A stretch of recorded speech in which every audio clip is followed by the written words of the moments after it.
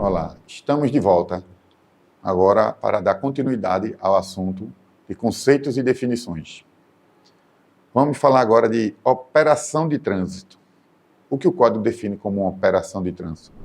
A operação de trânsito é um monitoramento técnico baseado nos conceitos de engenharia de tráfego, das condições de fluidez, de estacionamento e de parada na via, de forma a reduzir as interferências tais como um veículo quebrado, sinistrado, estacionado irregularmente, atrapalhando o trânsito, prestando socorro imediato e informações ao pedestres e condutores. Ou seja, uma operação de trânsito, nós comumente achamos que é só uma blitz educativa. Não, mas tudo que envolve a fluidez do trânsito, a engenharia, tudo que você precisa ver para dar continuidade e não atrapalhar o trânsito, é uma operação de trânsito. Até uma operação tapa-buraco, que existia, é uma operação de trânsito. Pintura de faixa, você vai ter que desviar um pedaço para poder pintar, operação de trânsito. Então, sempre mente, a operação de trânsito não é só a fiscalização, é tudo que envolve a engenharia, as condições de fluidez, tudo que for para a via é uma operação de trânsito. Por mais simples que pareça. Até uma simples varrição, caso tenha lá no meio da via, um exemplo, canteiro central, depositário lixo, o pessoal precisa varrer, juntar para o carro levar. Então, isso também é uma operação de trânsito, porque ali atrapalha a fluidez. Então, tem essa operação, é voltada para dar mais fluidez, para dar continuidade e evitar transtornos. Passagem de nível. Todo cruzamento de nível entre uma via e uma linha férrea, ou trilho de bonde com pista própria. Passagem de nível envolveu carros com trem, né? Ou carros com bonde. Então, sempre com uma pista de asfalto de paralelepípedo, cruzar ou ter o contato, um cruzamento, com uma linha férrea, o nome se dá passagem de nível.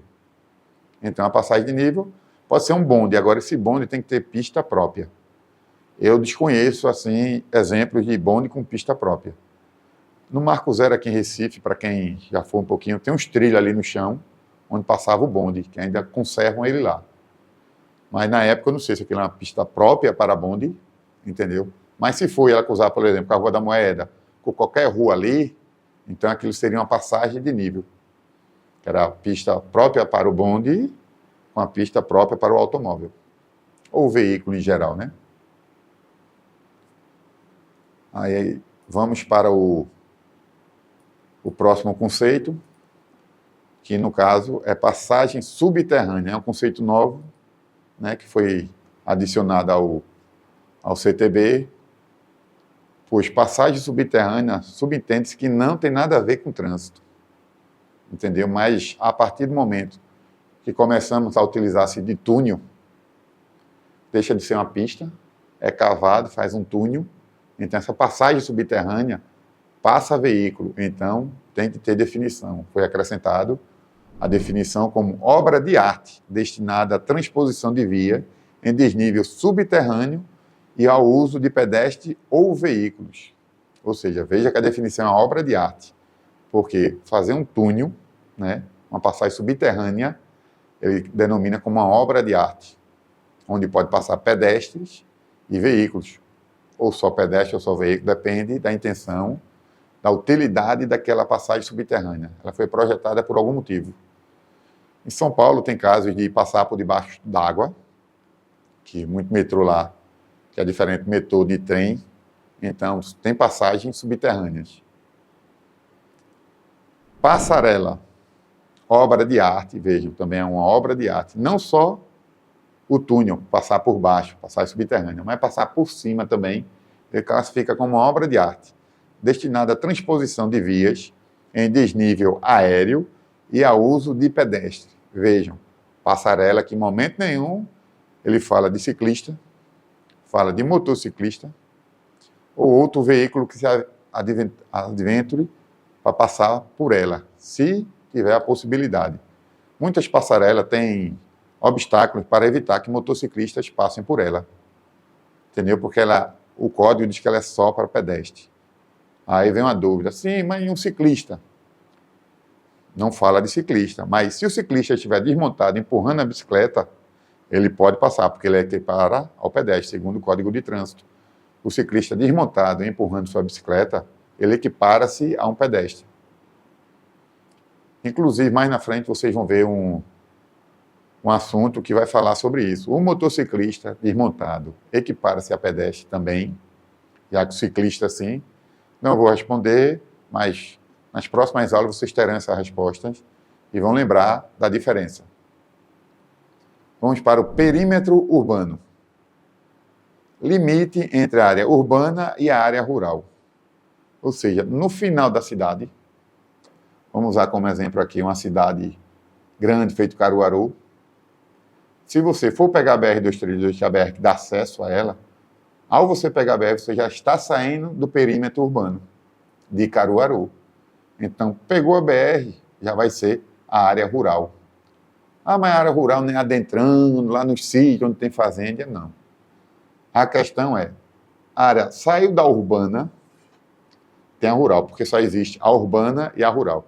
Se for o contrário, eu vim pela 232 e sair da 232 e entrar na 104 ali para Caruaru, ou seja, já entrei na zona urbana. Por quê? Porque no início já é o município de Caruaru. Entrou no município, geralmente tem a placa de indicativa.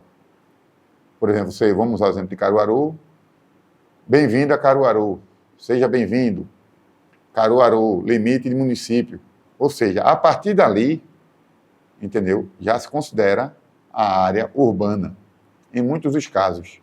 Entendeu? Quando a cidade é pequena, que realmente o centro é só o centro da cidade mesmo, onde tem a prefeitura, essas coisas. Então, o perímetro urbano é no centro. Por exemplo, com a aglomeração, hoje não sabemos definir, se não for uma placa, a grosso modo, onde começa Recife, Olinda. Recife tem zona rural?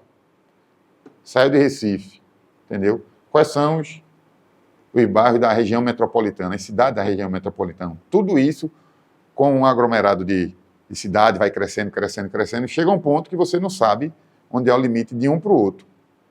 Na zona rural fica mais fácil, né? Mas da cidade, do perímetro urbano de Recife, o perímetro urbano de Olinda, se não tiver uma placa avisando, você não sabe onde começa uma e termina a outra. Mesma coisa em Olinda. Olinda, nosso município, tem zona rural também. Então, temos que saber onde é a área urbana de Olinda e a área rural. Pois registramos os sinistros de trânsito e no formulário de registro do sinistro de trânsito tem a marcação para você colocar área urbana, área rural. Então, temos que saber, no nosso caso, onde começa e termina uma. Onde começa a outra e termina a outra. Então, a perímetro urbano é a parte mais voltada para o centro. Olinda, o centro de Olinda é sítio histórico. Aí você vai se afastando, Bairro Novo, Casa Caiada, Rio Doce.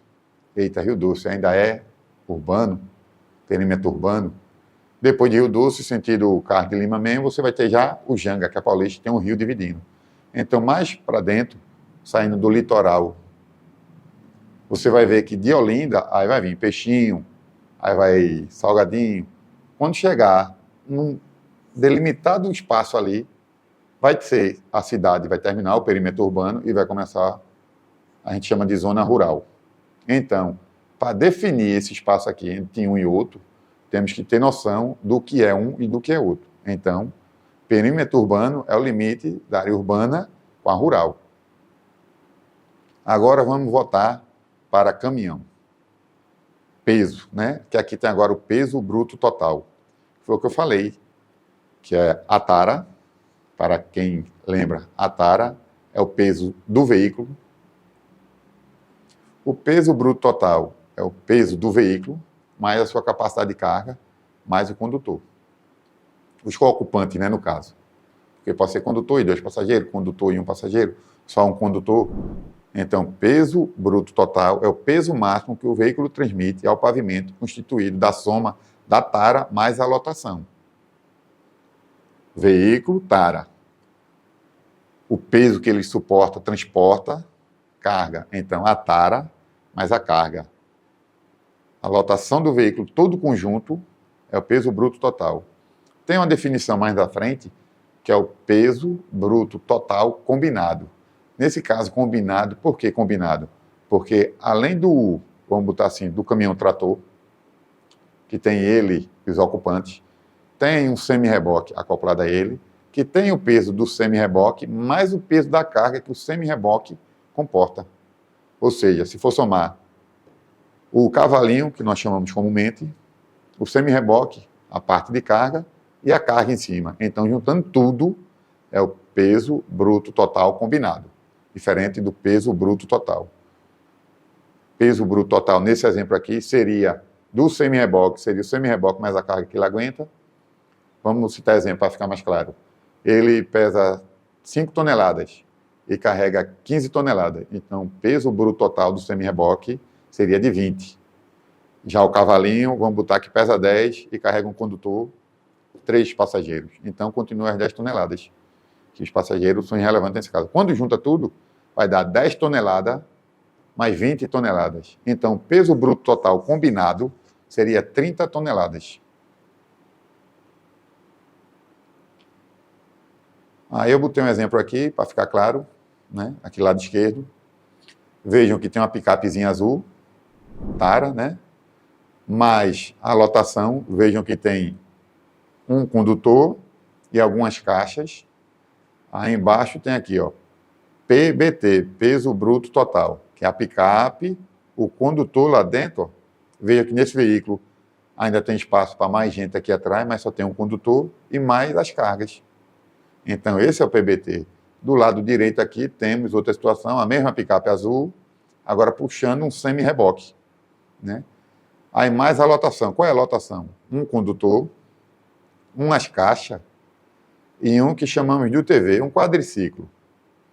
Aí o PBTC vai ser como? Vai ser a picape, mais o condutor, mais as caixas, mais o peso do semi-reboque, mais o peso do quadriciclo, ou UTV. Veja a diferença. Porque além do equipamento para aguentar o peso do UTV, tem o peso do UTV. Então, PBTC, peso bruto total combinado, que é diferente do PBT, porque não tem combinação de outro veículo, é um único veículo. Então, peso desse veículo mais a lotação. Quando tem mais veículos, então é PBTC, porque se existe vários veículos, tem que somar o peso de todos eles. Vejam que tem a picape, o semi-reboque e o UTV, né? Então, são 3 veículos aqui, desculpa, são 3 veículos para formar o PBTC, peso bruto total combinado. Aí tem uma etiquetazinha, que eu colei aqui no lado direito, para entender como é na vida real, na prática, né? Aí tem aqui o campo para identificação, tem o campo para tara, veja que já está expresso aqui em quilogramas, não está em toneladas. A lotação, vejam também em quilogramas. O PBT, também em quilogramas, aqui para ser colocado. E o PBTC.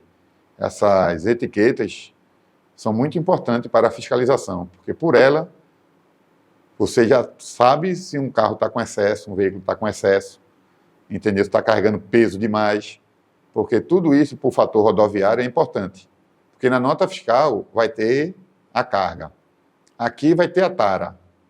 E vai ter a lotação. Então, você sabe quanto ele pode. Se na nota fiscal a lotação ultrapassar, né, que a lotação é o condutor mais a carga, você já tem a carga em mão. A nota fiscal está dizendo a carga. Então, você vai saber que realmente o carro está com excesso ou está dentro do limite aceitável pelo fabricante. Agora vem uma definição de pista. Pista é aquela pista de corrida também, é uma pista. Mas veja a definição aqui, ó. Parte da via, já sabemos o que é via, né? De um lote lindeiro ao outro, normalmente utilizada para a circulação de veículos, identificada por elementos separadores ou por diferença de nível em relação à calçada. Veja, vou dar uma pausa aqui. Veja que a pista, a via, a faixa de rolamento, ela sempre vai ser em diferente nível da calçada.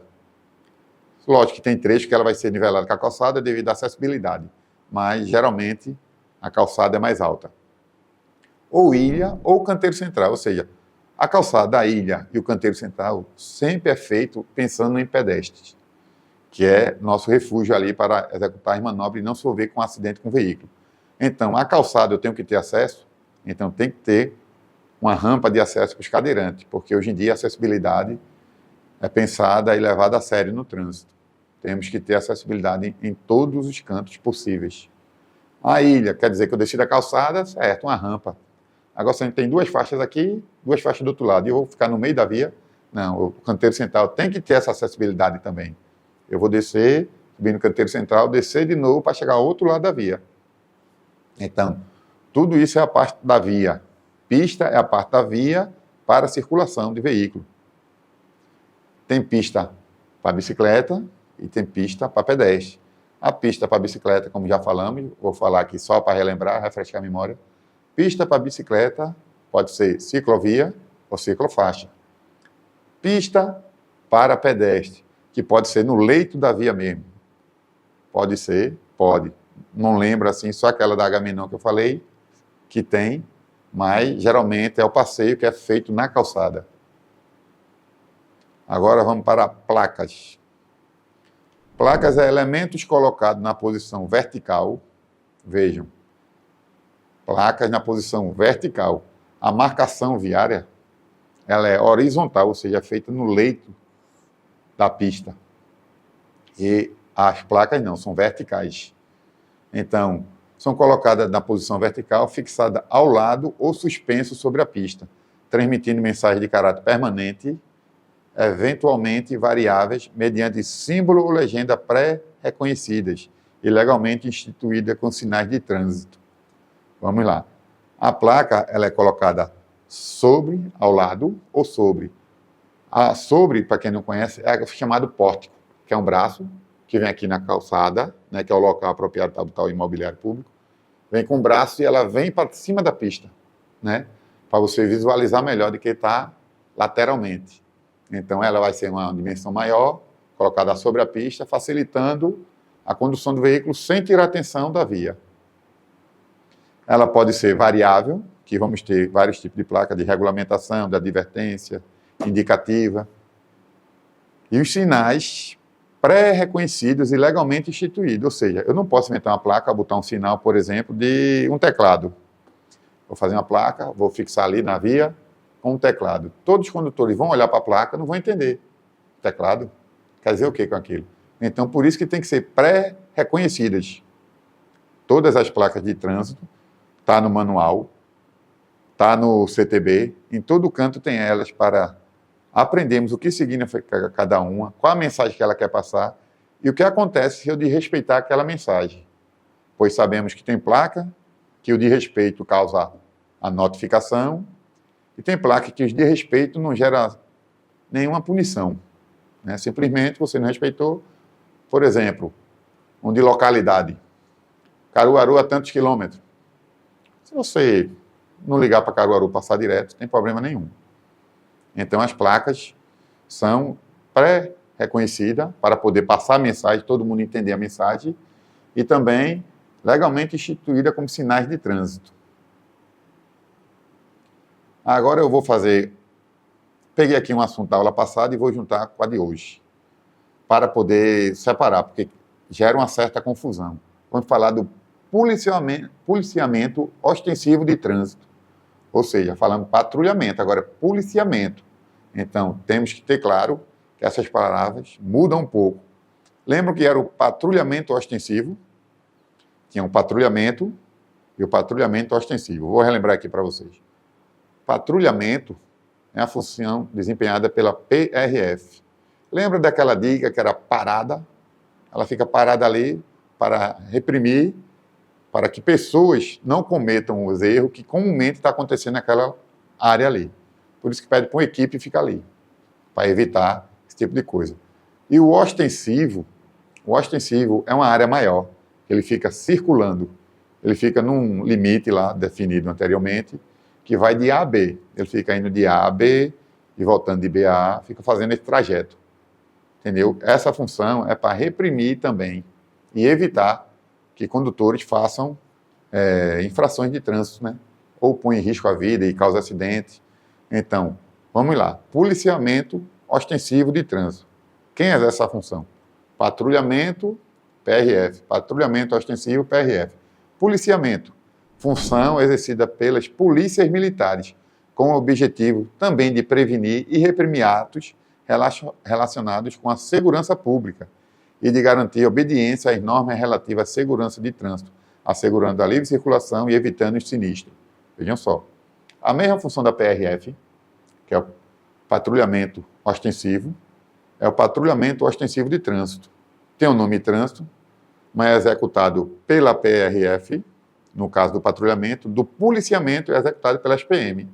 Mas veja que é para prevenir e reprimir atos relacionados à segurança pública, vandalismo, qualquer tipo de ato que venham a comprometer a segurança pública. E também a obediência às normas relativas à segurança do trânsito. Entendeu? Então, policiamento, nome polícia, lembre-se. Policiamento, polícia, PM. Patrulhamento, PRF. Entendeu? A diferença é o nome trânsito. Então, vamos lá. Patrulhamento, PRF, é parada. Patrulhamento ostensivo, PRF, em rota. Patrulhamento viário, agente de trânsito, somos nós. Policiamento ostensivo de trânsito, PMs. Entendeu? Então, fica bem claro a função. Eu dei uma enxugada aqui, botei entre aspas para entender, para o mnemônico aqui ficar bem fixado na mente. Patrulhamento, PRF. Patrulhamento ostensivo, PRF em rota. Patrulhamento viário, agente de trânsito. Policiamento, PM. Ficou claro? Agora vamos para a ponte. Obra de construção civil destinada a ligar margem oposta de uma superfície líquida qualquer. Veja, ele colocou aqui superfície líquida qualquer. Um rio, um riacho, um evento que aconteceu que está passando um líquido, o veículo não pode passar, então vamos fazer uma ponte para evitar o contato com aquele líquido. Então, ponte é uma obra da construção civil destinada a ligar as margens, né, de um lado ao outro. É uma ponte. Diferente de um viaduto. O viaduto é a mesma coisa, liga um lado ao outro, porém não é líquido aqui embaixo. É outra via. É um evento que tem aqui embaixo que o veículo não pode passar. Já vi casos até de campo de futebol, né? Que tinha um viaduto, embaixo tinha um campo de futebol. Mas a engenharia determinou assim, não tem problema nenhum. Então, viaduto é diferente de ponte. Agora, vamos dar uma pausa. No próximo bloco, continuaremos mais sobre nossas normas de circulação, onde observaremos aqui as questões de definições e conceito para agregar valores ao nosso conhecimento.